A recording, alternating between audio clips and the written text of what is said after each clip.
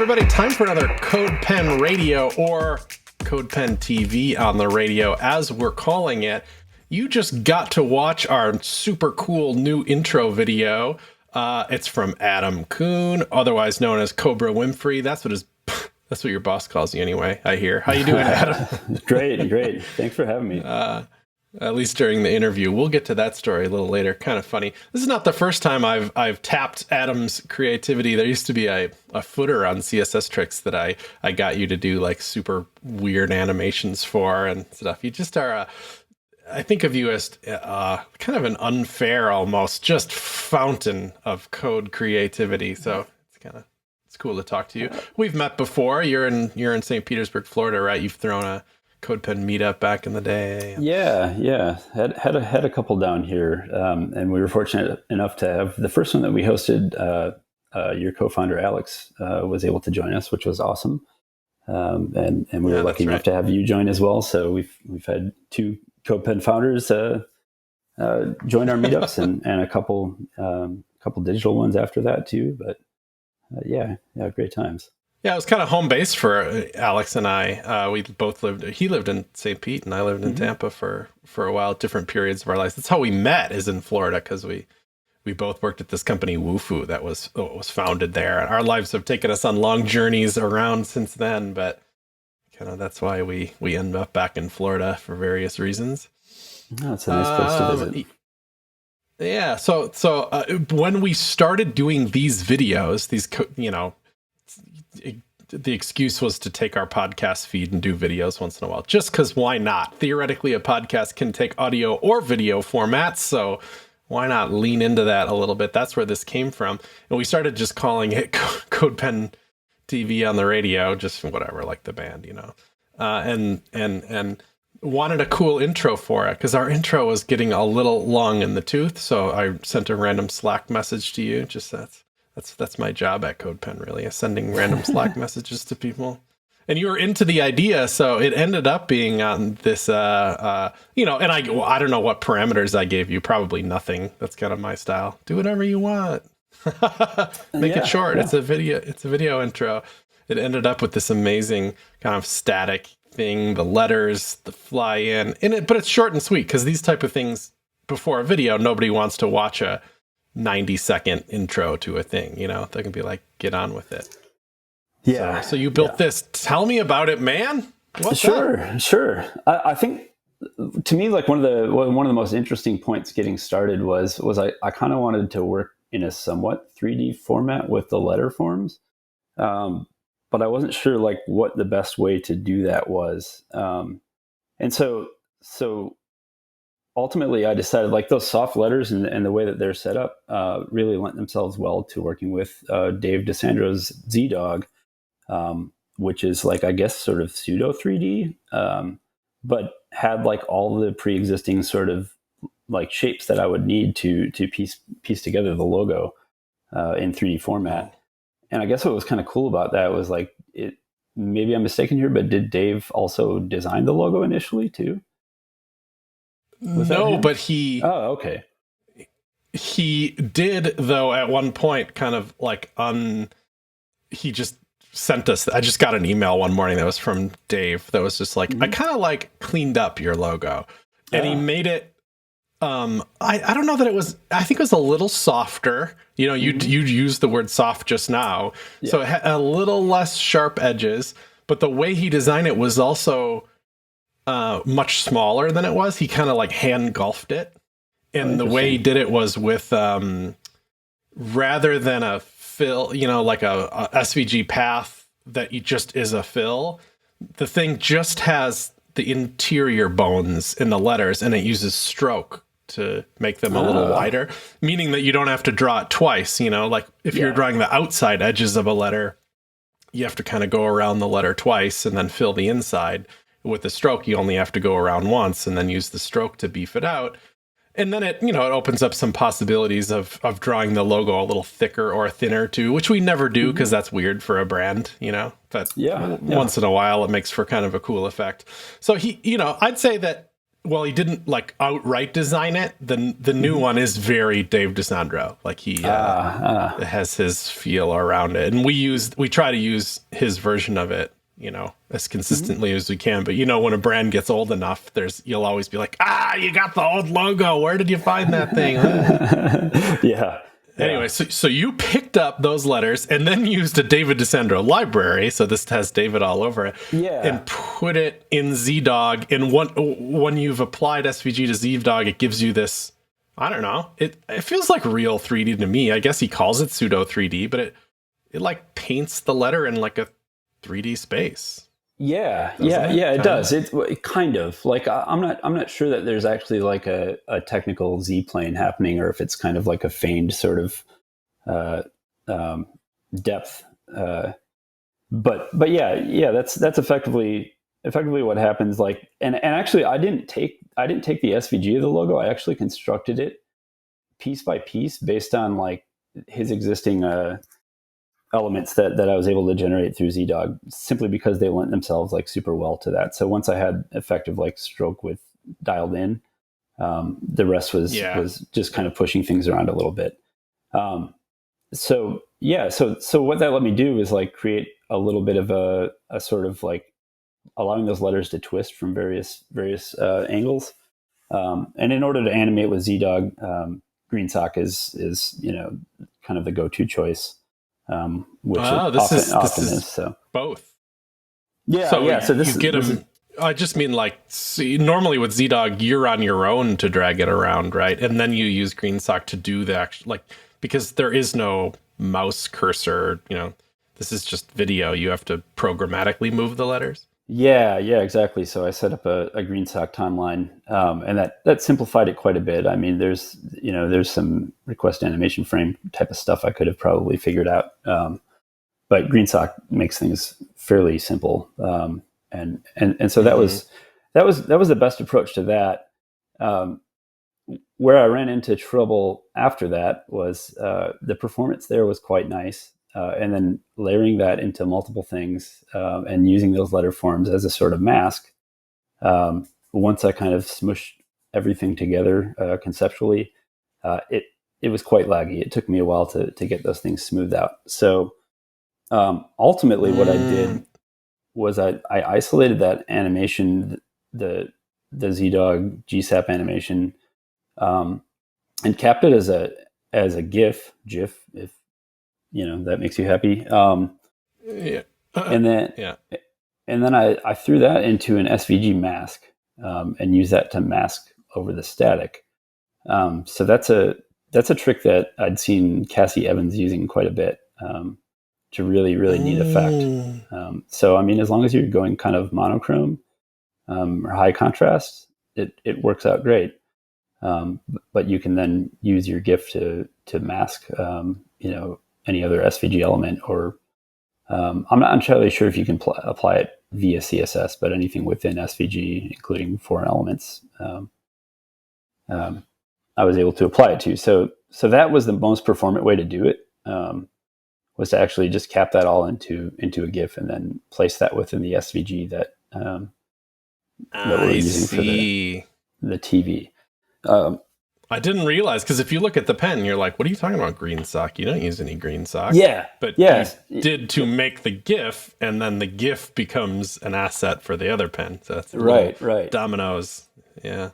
I think, you probably don't even see, I guess you wouldn't see Zdog in the final pen though either. So both those things are out simply for performance reasons. But I think ultimately too, using SVG masks in that sort of way is also another kind of performance hit. So, at the end of the day, I may have even been better served by using like a mixed blend mode or something like that, rather than the mask in the way that I did.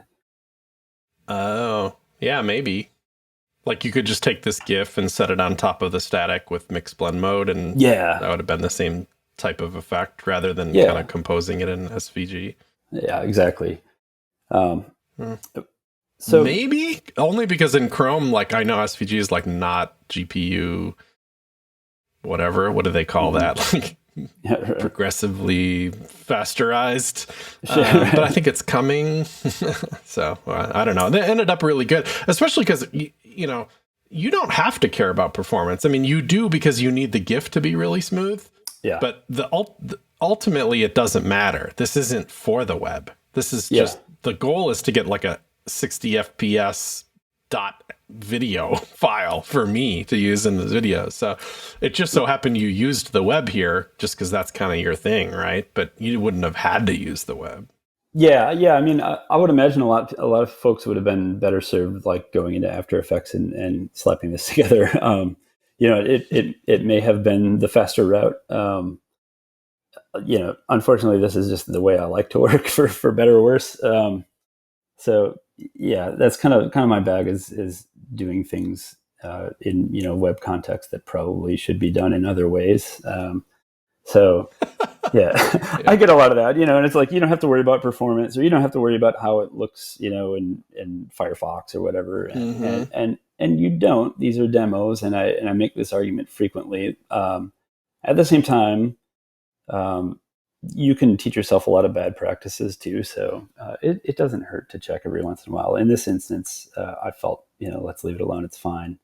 But I do get a lot of comments on demos like, oh, this thing is completely broken in Safari or whatever. And unfortunately, you know, I don't have the time to make all these playful, goofy sign-up forms, you know, compliant.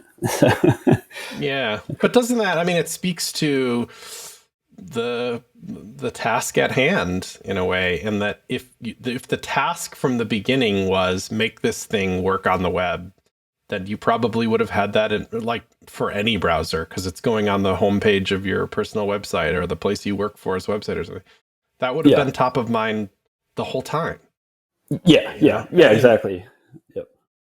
That's the like top to bottom process, really, like beginning with that in mind. And there's a lot of like, what's great about having a pro account, and what I have like a huge stable of is private pens, and tons of private pens, and it's great for iteration for work purposes like that. So I'll have, you know, coworkers approach me with like, I saw this demo that you did. Is there a way that we could leverage this, you know, on our site somewhere or something like that?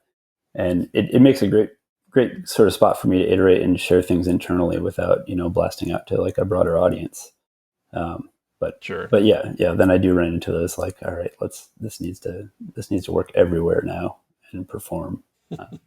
So I think of it as similar to, I mean, let's dig into that a little bit. When when this idea was evolving, it's not like you sat down and on the first 5 minutes of working on this thing is like, you know what, I'm going to make a GIF, and then I'm going to put the GIF as a mask on the. Did you have that in mind, or did the idea evolve and then the techniques followed the idea? Yeah. Well, I found that like frame rates were really suffering to the effect that I couldn't even get a decent like screen cap with everything, you know, with Zdog and GSAP and with, you know, and those, to be clear, like, you tried it at first. Those were not the culprits. Yeah, I did try it at first. Yeah, and then it just it sort of ballooned. So I think I get a lot of people that ask like, how do you come up with ideas for this or that or whatever? And it's like, I really don't. It often is like one concept that I want to see if I can accomplish, and then it spirals into something that it totally wasn't. So, you know, that's it. I get into wormholes a lot. I have a lot of like existing private pens too that one day I would love to publicize, but like never feel like they're quite there, or like there's always a new angle to explore. So. And that's kind of where this went too. It's like I had a loose concept when I started, and then it just took me in many different directions. So, yeah, that's very cool. I wonder that, you know, like I too want to know how you come up with such amazing ideas. But I get it that, you know, maybe it just evolves from other ideas. But to me, the interesting moment to hone in on then isn't the like, where did the original idea came from? It's that, okay, so now the idea is starting to evolve and I want to do this with it, but I don't really know how. There's like a little hurdle to cross there. And it seems like you have something inside of you that's very willing and able jump over that hurdle that you find. Or if you don't, you leave the pen private or whatever. But I think that's what gets me. Even if I have an idea and then I want to do something else with it, I'm like, yeah, but I don't know how. So I just stop, you know? Yeah. Not that I don't have any adventurous spirit, but it seems like there's always that moment like halfway through the idea where then, you know, it wouldn't even occur to me to like, well, then I'll reach for this totally other unrelated technology and I'll smash it together using this third technology. And if I got to get the frame rate right for this fourth technology, that's I think where a lot of your work shines here.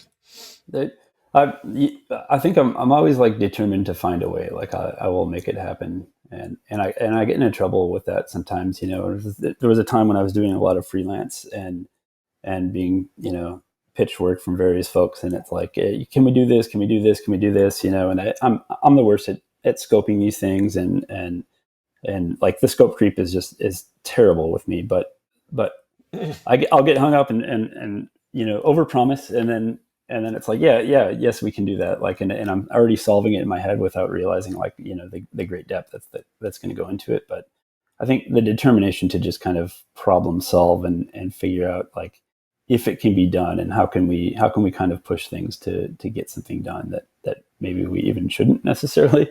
I think that's really just what drives me in my day to day. So. Yeah, it's a good spirit. Yeah. So you need like one Adam, and then you need like one bummer person. So it's like says no to every Adam's yes. Be like, Adam's like in a meeting and you're like, can we do this? And you're like, yes. And the other person's like, no. Yeah. What? Yeah. Don't listen to him. I started bringing on a friend as like a project manager, just even on small freelance projects, just to like interface with the client and let them know, like, no, we're not going to be able to do that. Like somebody to sort of be the voice of reason in the room before things would get away from me. And, you know, you need a good no, man. You certainly do. And it is not me. CodePen Radio is brought to you by Jetpack this week. Jetpack is by the Automatic Gang. You know, it's a plugin for your WordPress site. In this case, let's talk about Jetpack Boost. It's a separate plugin from Jetpack, brand new from them. So you install it separately. It doesn't even depend on the core Jetpack plugin. You can use it totally independently on any site, and it's free. It's got 3 modules to start with, and they're all related to performance of your website. So it will generate critical CSS for your website, which is an incredible and rather difficult thing to pull off. So it's very cool to have automated. It defers your non-essential JavaScript, meaning that if there's JavaScript blocking your page, it's going to move it, make sure it's kind of doing the right thing there without affecting the functionality of it. And it's going to do all the lazy loading for your images, meaning that images aren't requested unless they're visible, which can be a huge performance boost.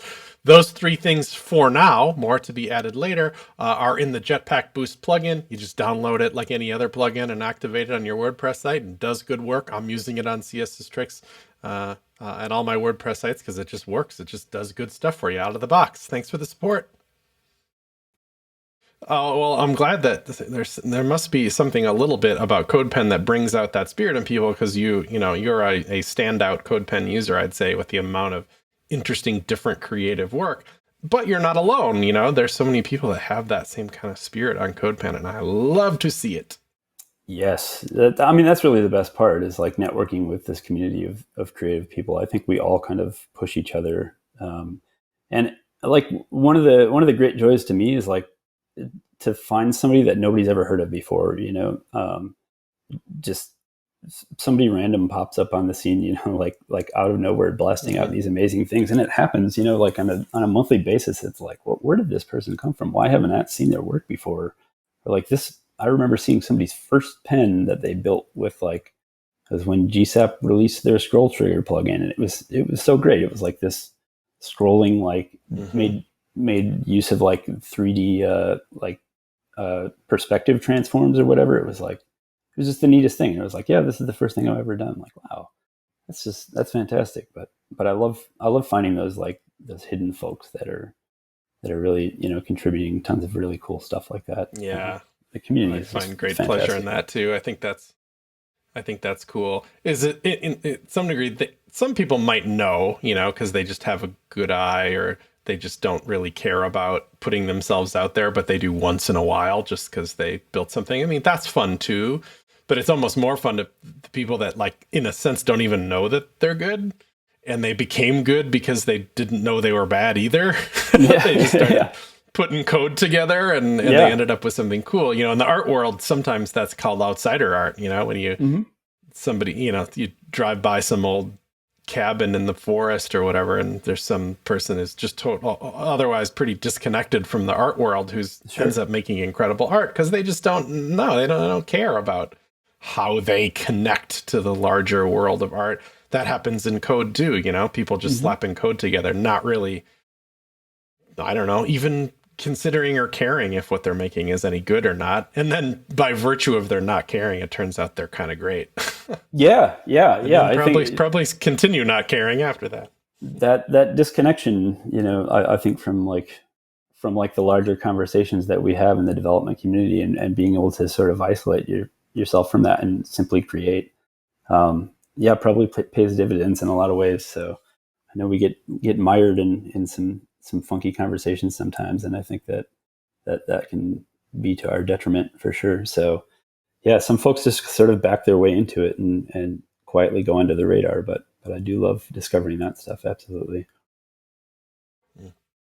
So you in a sense got a job, not, you know, through your own merit certainly, but it turned out that whoever found you kind of found you through CodePen. Yeah. And now you're at Kong. Yep. Yeah. Kong Strong.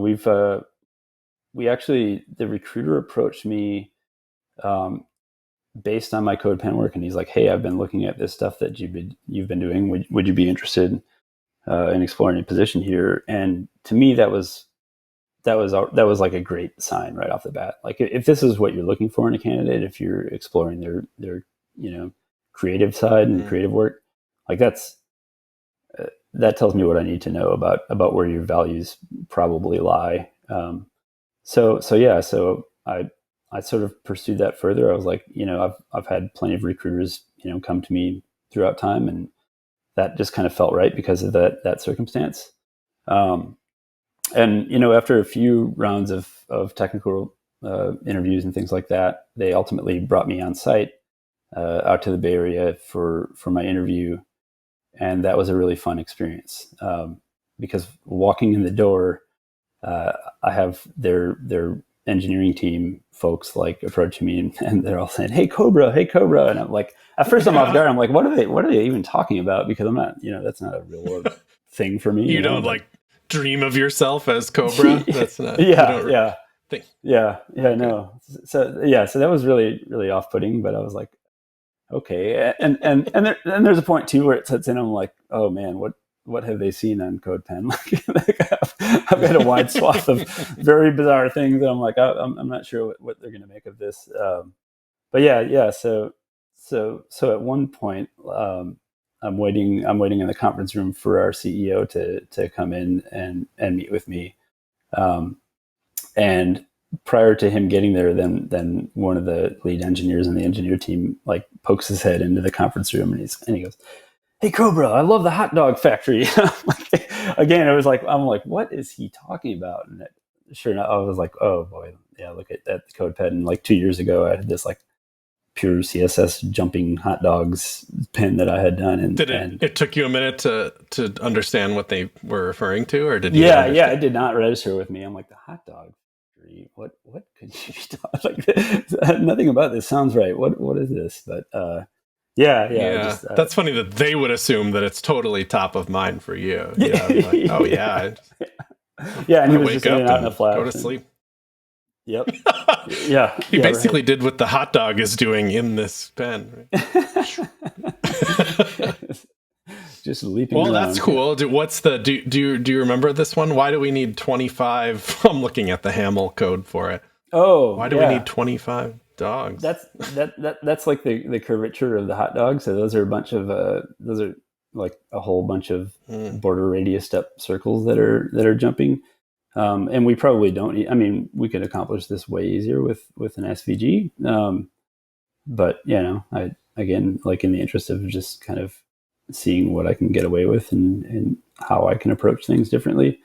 Went pure CSS that route. So I actually retroactively, so all these tiny little, this is like what, 25 little tiny circles that all have a little different animation delay and a little different.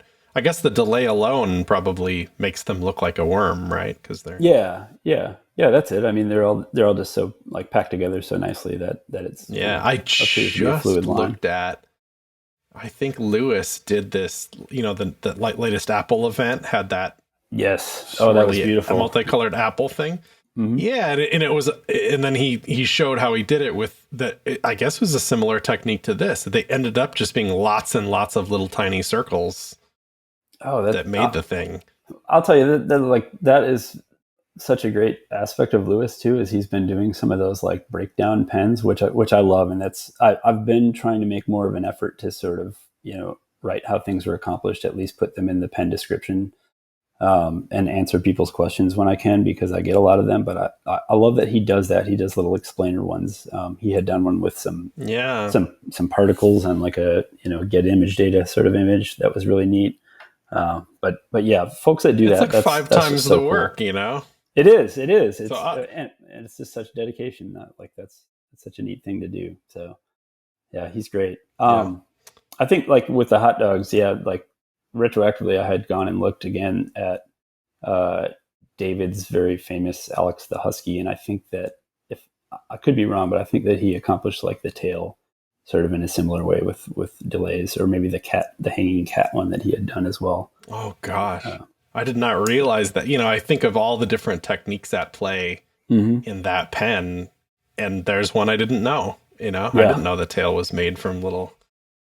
Yeah, circles delayed. That's amazing. What a cool technique. Yeah. Mm-hmm. Yeah. It's it's probably no small amount of work. You could. Yeah, you can't really draw an arc in CSS very easily without some SVG, right? I think this might be dang near one of the only ways to get it done. I guess you could make like an oval with border radius. And then only the top, only one of the four borders. I wonder if you could get one that's that subtle.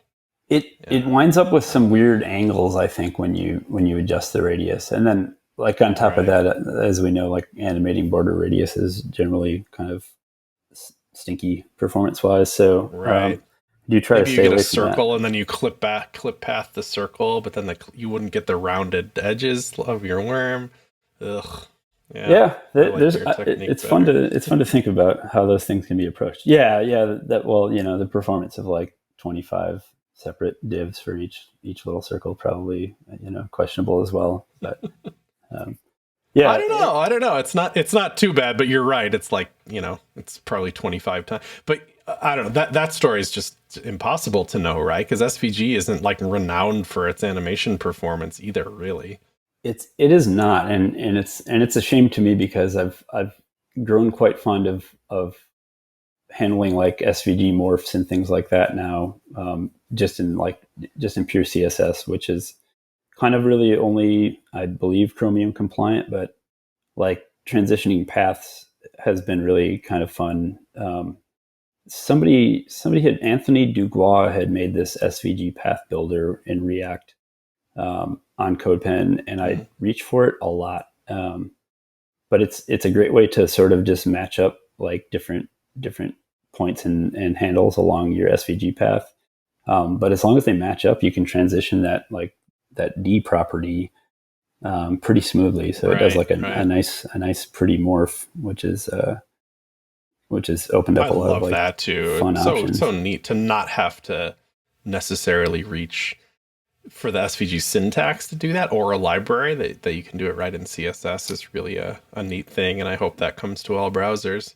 Although it makes me think about how I wonder what the spec even says for it, because one of the in actual SVG, the idea that the D attribute that takes values that aren't they don't have any units on them. Makes sense in SVG because there's a view box and you set up coordinates, and then you don't need to put PX or rem or anything at the end of numbers, because they just mean like in the context of this number system, put it there. But in CSS, it's significantly more. That's long been my struggle, is like, how do I figure out how to make like an offset path responsive? And I've seen Michelle Barker, I think, had a really great approach to it. But they all involve script. There's really just no other great way to handle it. But no, other than you just scale the whole damn thing, scale the parent or something. I don't know. It's not beautiful. That's why I kind of don't blame other browsers for not jumping on it, because like there's obviously some stuff to figure out here still. Yes, particularly on the responsive side of things. Well, that's cool. I'm sure you didn't come on here thinking we're going to talk about Hot Dog Factory for 15 minutes, but Well, people love that Hot Dog Factory. I hear a lot about it. Hey, if it plays a tiny role in getting you a job, I think it was all worth it. So anyway, thanks a bunch, Adam, for coming on. We'll get you again to talk sometime. Maybe we'll dig into some other pens or something. But I really appreciate you. Yeah, taking the time, man. Thanks so much for having me. I really appreciate it.